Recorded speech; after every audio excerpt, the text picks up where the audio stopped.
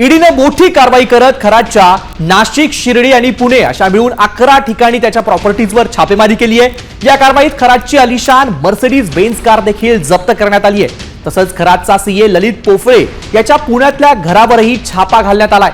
त्याच्या घरातून 42 लाख रुपयांची रोकड जप्त करण्यात आली आहे। खरातची 2.5 कोटींची बँक खाती देखील गोठवण्यात आली आहेत। सुमारे 10 कोटींच्या मालमत्तेची कागदपत्र ईडीच्या हाती लागली आहेत।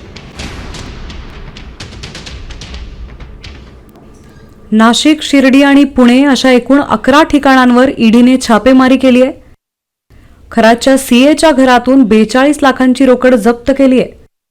बँक खात्यातील 2,50,00,000 रक्कम ईडीने गोठवली आहे।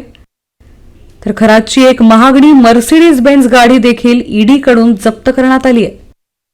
10 कोटींच्या मालमत्तेची कागदपत्रांच्या आधारे ओळख पटली आहे, तर अधिकचा तपास सुरू आहे।